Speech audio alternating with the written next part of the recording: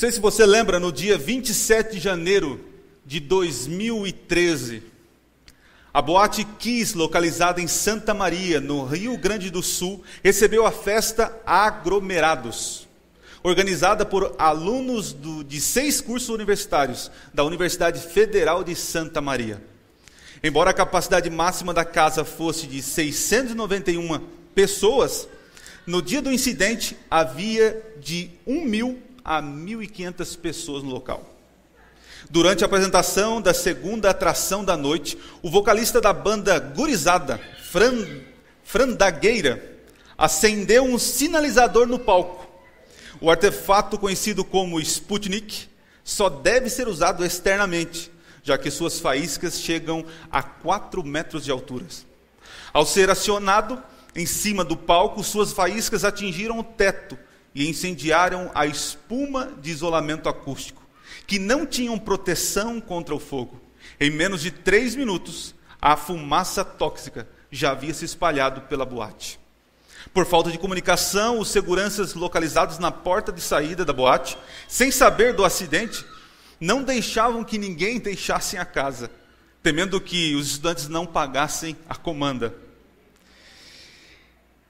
Sem saídas de emergências, os jovens acabaram entrando nos banheiros, onde posteriormente 90% dos corpos foram encontrados. Com 242 vítimas fatais, os bombeiros precisaram usar caminhões frigoríficos para transportar os corpos. A intenção de começar a mensagem hoje com esta história, eu queria que você se colocasse neste ambiente. Alegria, festa, diversão. E não é pecado se divertir, não entenda isso. Mas a maneira como você se diverte, ou a maneira como que você busca prazer, sem cuidados, pode ser que venha a ter algumas consequências. Acredito que tinha muitas pessoas ali, todos que morreram foram inocentes pela situação, mas estavam em época de diversão, e não esperavam que algo triste aconteceria com eles, né? Se vocês puderem ver aqui, o momento da curtição, o momento onde o rapaz, o vocalista, aciona o sinalizador, o teto começa a pegar fogo. Aqui é uma parte em que os bombeiros estão tentando apagar o fogo, e é interessante que eles não conseguiram entrar na boate. Para quem se lembra do episódio, eles tiveram que quebrar a parede para poder ter acesso.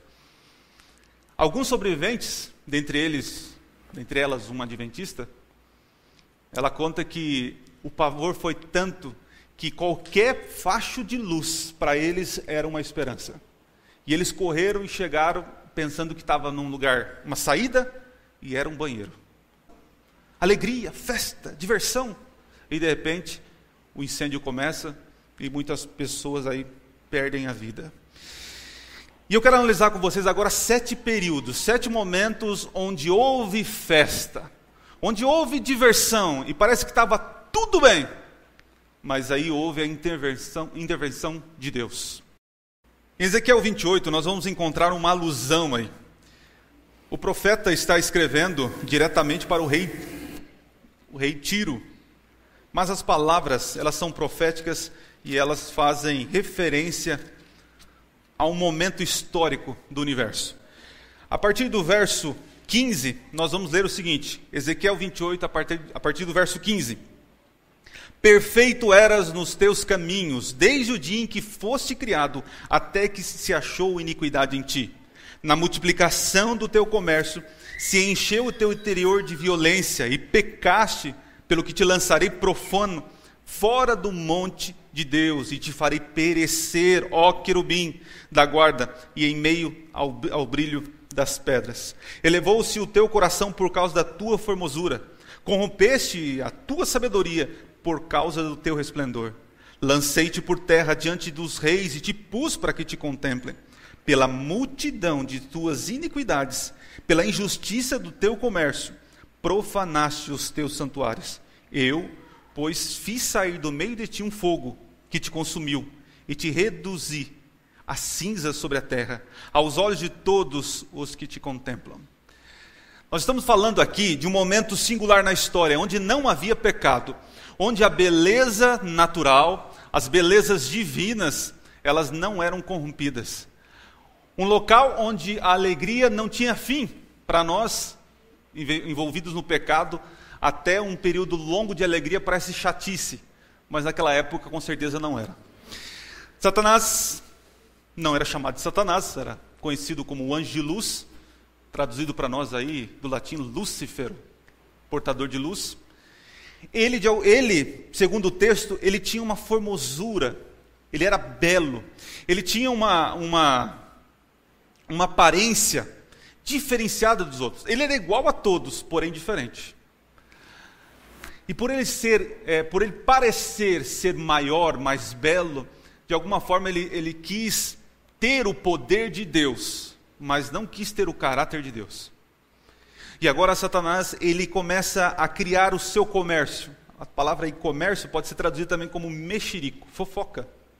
E através do seu muito falar, ele começou a ir aos anjos do céu, dizendo que Deus era um tirano, que os anjos não precisavam de Deus, que eles poderiam ter uma vida separada, porque eles eram seres perfeitos e que ele, Lúcifer, teria um governo melhor a oferecer aos anjos.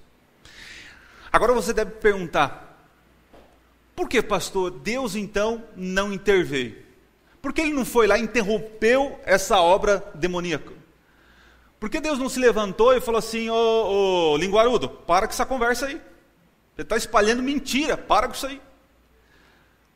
Até nesse momento Deus, ele transmite graça. Deus, ele virou o rosto, ficou em silêncio, até que Satanás pudesse chegar até o último anjo e contar dos seus planos e dos seus desejos. Satanás não reuniu congregações assim e expôs a sua ideia.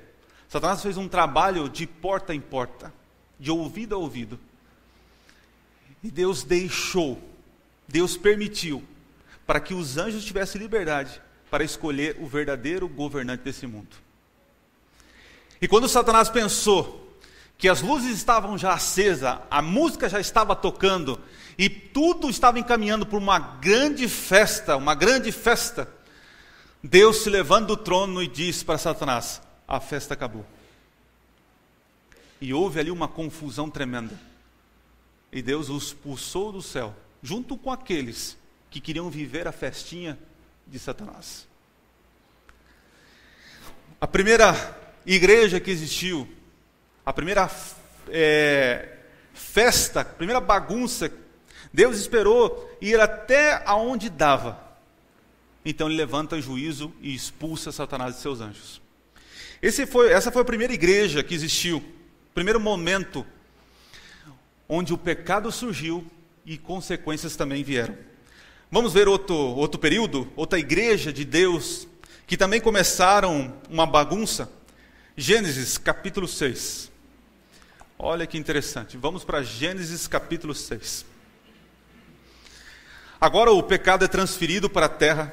Satanás, ele engana, ele ilude Eva. Eva cai em pecado junto com Adão. Interessante notar que quando você lê o texto bíblico, quando Eva come o fruto, não diz que o pecado entrou no mundo, mas somente quando Adão come o fruto, aí o pecado entra. Aqui nós temos uma lição importante para nós homens, como nós somos responsáveis pela nossa família. Se teu guri está com bagunça na escola, a responsabilidade é tua. Se a tua mulher não está dando conta, dando mau testemunho, o problema é teu. Quando Eva comeu, Deus não condenou ela, mas depois que o homem comeu, aí trouxe o juízo. Em Gênesis capítulo 6, nós vamos ler no verso 5, diz assim: viu o Senhor que a maldade do homem se havia multiplicado na terra, e que era continuamente mal todos os desígnios do seu coração. Verso 11. A terra estava corrompida à vista de Deus, e cheia de violência. Viu Deus a terra, e eis que estava corrompida, porque todo ser vivente havia corrompido o seu caminho na terra. E verso 13 diz assim: então disse Deus a Noé: resolvi dar cabo de toda a carne, porque a terra está cheia de violência dos homens, e eis que vos farei perecer juntamente com a terra. Para quem viveu nesse período, nós temos alguns poucos relatos, né? A escritora Ellen White, ela amplia um pouco o período desta época. Ela diz que o pessoal era tão inteligente que não havia livros. Aí você deve pensar, não, pastor, claro, não tinham inventado a escrita. Mas eles não precisavam de livros, porque se eles precisavam construir uma casa, o que eles faziam? Eles procuravam aquele que inventou a casa, a construção. Porque eram vivos, pessoas viviam ali centenas de anos. Uma sabedoria tremenda e uma criatividade imensa para fazer o mal. Hoje, se você liga a TV e assiste um jornal, você começa a perceber como as pessoas têm criatividade para fazer o mal. Como eles conseguem pensar em fazer o mal às pessoas e tirar vantagem para si. Agora imagine um bandido, um assassino, vivendo centenas de anos. Quantos discípulos ele poderia fazer? O período antediluviano era um período em que a violência, a rebeldia e a criatividade do mal, ela estava assim em evidência. Com certeza alguns nessa época pensavam, meu Deus, onde está a justiça nesse mundo? Por que tantas pessoas más vivem tanto tempo fazendo tanto mal? Mas a igreja de Deus aqui era uma igreja pequena, mas não só Noé e seus familiares faziam parte, várias pessoas faziam parte. Porém, poucas acreditaram no dilúvio. Quando tudo parecia estar perdido, Deus se levanta do trono e chega para Noé e diz, Noé, a festa acabou. Construa uma arca, porque eu não aguento mais ver o pecado nesse mundo. E quem entrar na arca, Noé, vai se salvar. Você percebe que no céu, o destaque da maldade é a mentira, o orgulho. Agora quando você vê a igreja no período de Noé, você percebe a irreverência, a falta de temor a Deus. Foram princípios, situações que fez com que Deus se levantasse e dissesse, basta, a festinha de vocês, pode apagar a luz, desliga o som, que a festa acabou. A festa agora é em Sodoma e Gomorra. Capítulo 18 de Gênesis, nós vamos encontrar um relato triste. Gênesis capítulo 18, verso 20. Olha como nosso Deus é um Deus de misericórdia. Capítulo 18, verso 20 diz assim, disse mais o Senhor, com efeito o clamor de Sodoma e Gomorra tem se multiplicado e o seu pecado se tem agravado muito. Perceba que Deus só age na hora certa. Muitas vezes nós ficamos olhando para o cenário do mundo, a injustiça, mas Senhor, cadê o Senhor que não age? É você que é ignorante a respeito dos tempos. Porque Deus, através da história, nos provou que Ele sempre age no momento certo. No verso 21 diz assim, descerei e verei se de fato o que tem praticado corresponde a esse clamor que é vindo até mim. E se assim não é, sabê-lo-ei. Olha o juízo investigativo. Deus quer descer, estar no meio do povo, levantar testemunhas para poder então dar a sentença. No capítulo 19, a partir do verso 24, diz assim, então fez o Senhor chover enxofre e fogo da parte do Senhor sobre Sodoma e Gomorra, e subverteu aquelas cidades e toda a campina, e todos os moradores das cidades, e o que nascia na terra. E a mulher de Ló olhou para trás, converteu-se numa estátua de sal. Tendo se levantado Abraão de madrugada, foi para o lugar onde estivera na presença do Senhor, e olhou para Sodoma e Gomorra, para toda a terra da campina, e viu que da terra subia uma fumaça como fumarada de uma fornalha. Sodoma e Gomorra, ela tem uma característica de pecado. Ali você vai encontrar infidelidade. Você vai encontrar em Sodoma e Gomorra promiscuidade sexual, prazer acima de tudo. O céu teve então uma corrupção de orgulho e mentiras. No tempo de Noé faltava temor ao Senhor. Agora no tempo de Sodoma e Gomorra, a busca do prazer era a sensação do momento. E a gente não precisa ir muito longe para ver isso. nós precisamos tomar cuidado. Precisamos tomar cuidado com os nossos filhos, nossa família. O mundo está pregando que é tão bonito ser gay, que tem gente sendo convencida. Nada contra os gays, mas contra a prática. Assim como eu sou contra o mentiroso e qualquer outro pecador. Não sou diferente, não sou melhor que ninguém, mas nós, segundo a palavra de Deus, não concordamos com isso. E é interessante, gente, perceba o seguinte, que quando Abraão ele começou a fazer uma intercessão por Ló e a sua família, Deus então manda anjos e ela chega na casa de Ló e tira então Ló, tira as filhas, tira a mãe, a esposa de Ló. No momento que eles estão saindo da cidade, a ordem era, não olhe para trás. E a mulher então, apegada às suas coisas, você conhece a história, acabou olhando para trás. E muitas vezes nós julgamos essa mulher, né? Olha só, mas olha, por que foi olhar? O anjo falou para não olhar? E quantas vezes Deus tem falado algo para você e você tem olhado para trás? O fato de você não confiar nas promessas de Deus, você está igualzinho à mulher de Ló, olhando para trás. Mas o que me chama a atenção é que depois as filhas de Ló, olhando para Ló, falaram, coitadinho, não tem um descendente, um homem. Olhou uma para a outra, olharam assim, falaram, vamos fazer o seguinte, vamos dar uma cachaçinha para o velho, e vamos se deitar com ele, e vamos dar filhos para que ele fique feliz. Pergunto para vocês, as filhas de Ló aprenderam isso com o pai, sim ou não?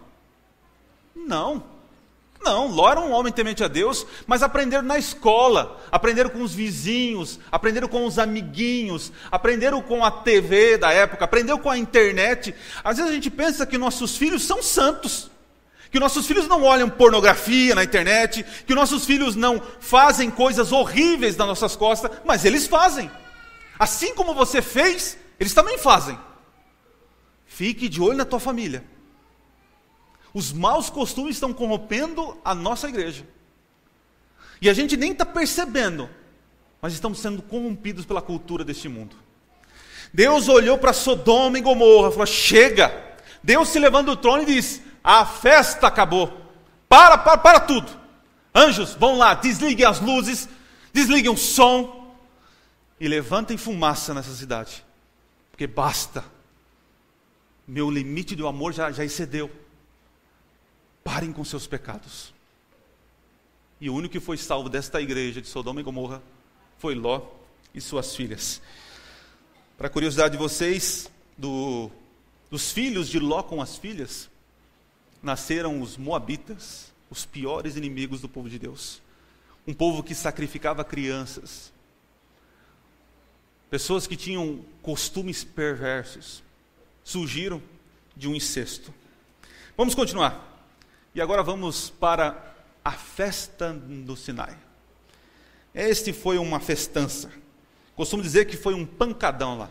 Um pancadão. O funk já era presente ali, né? Vamos ver isso? Êxodo 32, a partir do verso 5, nós lemos o seguinte.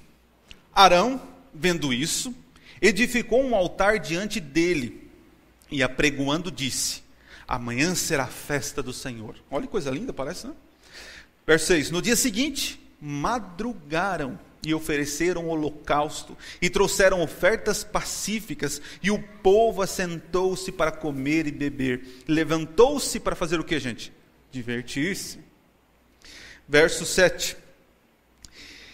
E então disse o Senhor a Moisés, vai, desce, porque o teu povo que fizesse sair do Egito se corrompeu, e depressa se desviou do caminho que lhe havia eu ordenado.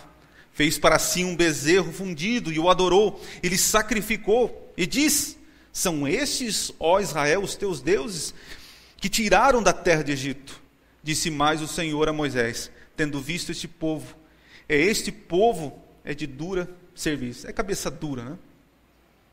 E vamos ler agora o 25, diz assim também, vendo Moisés que o povo estava desenfreado, pois Arão o deixara solta para vergonha no meio dos seus inimigos, pôs-se em pé à entrada do arraial e disse, quem é do Senhor, vem até mim. E então se ajuntaram a ele todos os filhos de Levi, aos quais disse, assim diz o Senhor, o Deus de Israel, cada um tire a sua espada sobre o lado, passai-o sobre o lado sobre a coxa, e tornai a passar pelo arraial, de porta em porta, e mate cada um a seu irmão, cada um o seu amigo, cada um o seu vizinho. E fizeram os filhos de Levi segundo a palavra de Moisés, e caíram do povo naquele dia 3.000 homens. Vamos entender aqui. Moisés, como libertador, tira o povo, fala: vou tirar vocês dessa bagunça do Egito, vou levar vocês para um lugar melhor. Pega o povo, então leva para o deserto, a mando de Deus. Agora Deus fala assim: Moisés, santifica o povo, fala para o povo se preparar, que eu quero falar com eles. Moisés chega e fala: gente, ó, o Senhor quer falar conosco, mas não desse jeito aí, ó. Vamos mudar a vida, temos um tempo de preparo, depois ele vai ter um encontro conosco ali no Monte Sinai. Pergunta: se prepararam? Para nada. Na hora que chegaram no pé do monte, o monte começou a tremer, fogo para todo lado, relâmpago. E Moisés entendendo tudo que Deus estava falando, o povo estava com medo. O povo não entendia mais a mensagem, não entendia mais a palavra de Deus. E aí eles falam assim: Moisés, fala com ele. A gente não está aguentando, fala com ele. E Moisés então subiu no monte. E lá ele ficou por 40 dias, 40 noites. E o povo viu que demorou. Pô, Moisésão vazou. Chegou para Arão: Arão, e aí, cara? Cadê o Moisés? Cadê o nosso líder? E outra, quem é o nosso Deus para a gente adorar? E Arão, pressionado pelo povo, fala o seguinte: traz aí as suas argolas, seus brincos, essas coisas aí, tudo que vocês têm de ouro, e nós vamos fazer um Deus. E esse Deus é o Deus que tirou vocês do Egito. Interessante, diz aqui que eles madrugaram para fazer festa. Quando a gente marca uma vigília, para madrugar aqui é difícil. Mas marca um churrasquinho na madrugada. Uma bomba, né? Eu entendo, né? Nós temos o desejo de fazer o que é errado. Infelizmente nós temos isso na nossa natureza. Moisés então, conversando com Deus, Deus fala assim: ó, começou a festa. Eu não aguento mais essa festa. Eu estou ouvindo daqui, Moisés. Falou: o que está acontecendo? Desce lá, Moisés. Desce, que esse povo cabeça dura já começaram a adorar outros deuses. E Moisés desce. Interessante que no caminho Moisés está descendo, e aí Josué fala assim: ouço gritos de guerra. E Moisés fala: não, esse grito é grito de festa, de bagunça. Josué: mas como assim? Quando chegar lá, gente, parecia um carnaval, só faltou a fantasia. Nessa hora Deus se levanta e fala assim: a festa acabou, Israel. Moisés, fala para o povo: aquele que se quiser me seguir, quiser ir para Canaã, tem que fazer do meu jeito. Não tem que ficar de baguncinha, de festa, de festança aí. Quem quer desse jeito, vem para cá. E o povo fiel veio. Os que foram contra, queriam ficar na bagunça, foram 3.000. E aí Deus deu a sentença, a liberdade para Moisés dar o juízo. Naquele dia foram mortos 3.000 pessoas. Vamos continuar então? Agora estamos indo para a festa de Balaão. Balaão também deu uma rave ali e trouxe muito trabalho, muita dor de cabeça. Números 25. Eu vou ler só apenas alguns versos, porque são muitos detalhes essa história. Números. Vá para Números comigo. Números 25. Uma história, chega a ser até hilária, né? Números 25. A festa de Balaão. Números 25, verso 1 diz assim: habitando Israel em Sitim, começou o povo a fazer o que, gente? Prostituir-se com as filhas dos Moabitas. Olha os Moabitas aí, lembra deles? Estas convidaram o povo ao sacrifício dos seus deuses, e o povo comeu e inclinou-se aos deuses delas. Juntando-se Israel a Baal Peor, a ira do Senhor se acendeu contra Israel. Gente, aqui foi um negócio até divertido, né, para quem está de fora. No verso 9 diz assim, ó: os que morreram da praga foram 24.000. O que aconteceu? Balaão era um sacerdote de longe, não era da terra de Israel, era um sacerdote de outra nação, mas era um sacerdote do Senhor. O rei, Balaque liga, manda um WhatsApp também para Balaão e fala: Balaão, preciso de você aqui no trabalhinho. O que você precisa? Eu preciso que você amaldiçoa o teu povo, o povo do Senhor. Não posso fazer isso, sou profeta do Senhor. Então, Balaque começa a usar os artifícios, as artimanhas de Satanás, e oferece para ele dinheiro, poder. E aquela muita conversa vai, conversa vem, o Balaão aceita, e ele vem.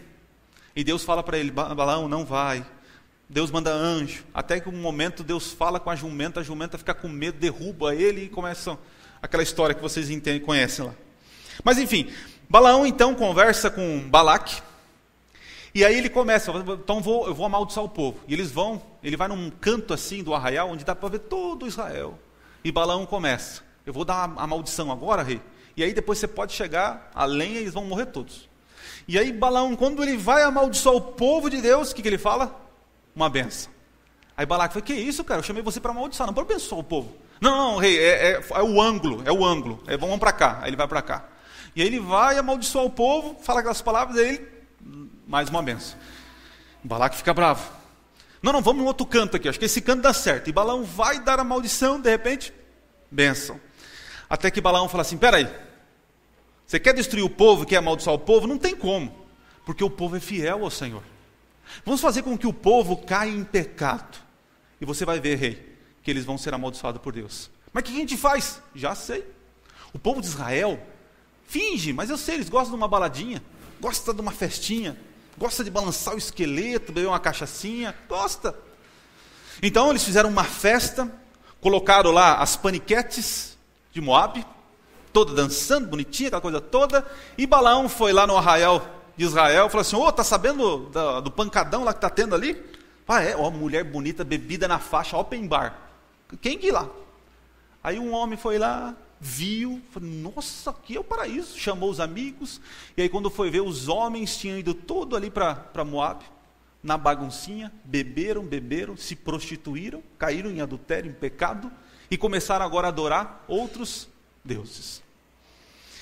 Deus olhou isso, e não se aguentou mais.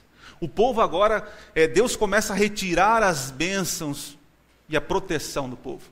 E nesse momento os moabitas começam a dominar o império. Deus se levantou do trono e disse, Israel, a festa acabou. E naquele dia foram mortos mais ali, 24 mil pessoas. 24 mil pessoas que se entregaram ao prazer. Quando você olha para o céu, na festa no céu, você vê ali mentiras e orgulho. Quando você vai para a festa no tempo de Noé, a igreja ela se envolveu com irreverência e falta de temor. Quando você vai e observa a festa em Sodoma e Gomorra, você percebe a busca incessante de prazer acima de tudo. Quando você vai para a festa no Sinai, você encontra falsa adoração em honra ao Deus errado. Quando você chega na festa de Balaão, a igreja de Deus está infiel e começa a se unir com os costumes do mundo. Vocês já sabem onde eu quero chegar? Já estão entendendo mais ou menos?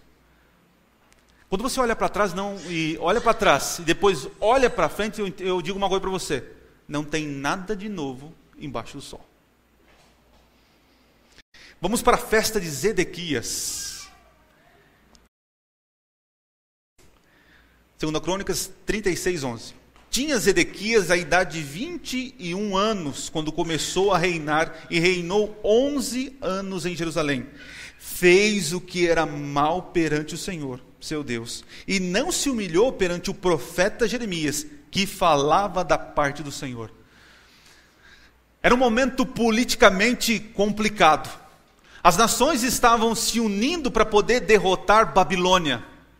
E agora Deus fala para Jeremias, Jeremias, fala para o rei, que não é para se meter nessa guerra. Não se una com os povos para ir contra Nabucodonosor. Eu quero que vocês se rendam, porque Israel saiu fora do controle, e Nabucodonosor, Babilônia, vai colocar ordem na casa. Mas o rei Zedequias não ouviu a palavra do profeta Jeremias. Pelo contrário, deu-lhe uma surra, e jogou ele aonde, gente? Num poço. Interessante, o rei de Israel não ouviu o profeta do Senhor. Pelo contrário, não tem outro aqui que possa dar uma profecia para nós? Aí levantou um falso profeta. Não, rei, pode ir. Que vai ser festa, vai ser uma festa. Vai ser vitória na certa. E Zedequias então faz uma união com outros reinos Mas Nabucodonosor acaba vindo e destruindo tudo. No capítulo 36, nos versos 16, diz o seguinte. Olha o que acontecia naquele momento, naquele período. Eles, porém, zombavam dos mensageiros, desprezavam a palavra de Deus e mofavam dos seus profetas, até que subiu a ira do Senhor contra o seu povo. E não houve. Deus olhou para aquele momento e viu que não tinha mais como. Deus se levanta do trono e diz para todo mundo: a festa acabou. E Deus mais uma vez traz juízo sobre a terra. E agora vamos para a última festa. A última festa, que é a festa dos últimos dias. Apocalipse capítulo 3. Apocalipse capítulo 3. Passamos aí por 6 grandes festas aí. Agora nós vamos para a última festa. Apocalipse capítulo 3. A partir do verso 15, diz assim: conheço as tuas obras, que nem és frio nem quente. Quem deras fosse frio ou quente. Assim, porque és morno e não és quente nem frio, eu estou a ponto de vomitar-te da minha boca. Pois dizes: estou rico e abastado, e não preciso de coisa alguma, e nem sabe que tu és infeliz, sim, miserável, pobre, cego e nu. Pense comigo. Quando você olha as notícias, quando você olha o cenário político do mundo, nós somos iludidos a pensar que há solução para esse mundo. Muitos hoje, os brasileiros, olham para este ano, no ano de 2018, colocando a esperança na política, achando que a política vai criar leis saudáveis para o mundo, para trazer a paz. E a gente começa a colocar a nossa esperança, a nossa fé na política, no trabalho, na família, e esquecemos de colocar a esperança no Senhor. Jesus disse que quando Ele voltar, Ele vai nos pegar e levar para as mansões celestiais. E lá haverá uma festa linda, maravilhosa, preparada. Só que enquanto nós estivermos aqui aguardando o noivo, aguardando o Cristo, nós precisamos seguir aquilo que foi estipulado para nós. Nós precisamos andar segundo assim diz o Senhor, não segundo assim diz a moda, não segundo diz a internet, não segundo diz o youtuber, mas segundo diz o que diz o Senhor. Quando você olha para o céu, você vê um orgulho. Satanás levanta o orgulho, a rebeldia. No tempo de Noé, não havia temor a Deus. Depois do tempo de Noé, nós vamos para Sodoma e Gomorra, o prazer em primeiro lugar. No Sinai, há uma falsa adoração. Com Balaão, a infidelidade e a união com os costumes do mundo. Zedequias, no tempo dele, a rejeição e a insubordinação dos profetas do Senhor. Quando nós chegamos agora nos últimos dias, na festa dos últimos dias aqui na terra, nós encontramos todos esses elementos nos nossos dias. Nós somos um povo profético que foi levantado nos últimos dias para ser diferente. Só que nós estamos tão parecidos com o mundo, estamos gostando tanto da festa aqui do mundo, que achamos que o nosso mundo é aqui, e que a melhor festa que tem é essa que nós vemos. Nós estamos no momento em que o meu pecado, o seu pecado, não faz diferença para ninguém. Nós chegamos no momento em que pecar, em continuar no pecado, ninguém tem nada a ver com isso. A igreja não tem nada a ver com isso, meus pais não têm nada a ver com isso, porque o pecado é meu. Chegamos no momento em que o compromisso com Deus é segundo plano. Nós temos o nosso compromisso com o trabalho durante toda a semana. Aí sim, no sábado eu vou na igreja. Nós esquecemos que tudo na nossa vida é espiritual, que nós estamos nos preparando para uma verdadeira festa. Deus um dia se levantará do trono e vai dizer: povo de Laodiceia, a festa acabou. Jesus vai sair do santuário celestial, haverá uma fumaça dentro do santuário, um momento de intercessão final, um choro, um clamor na terra, pessoas buscando prazer, outros buscando o Senhor. Uma a uma vai caindo as pragas sobre esse mundo, e as pessoas vão percebendo que a festa que eles estavam programando na terra vai ser adiada. Praga sobre praga cai sobre a terra. Jesus se levanta do santuário e diz assim: o justo continua injusto, o injusto na sua injustiça. Basta, está consumado.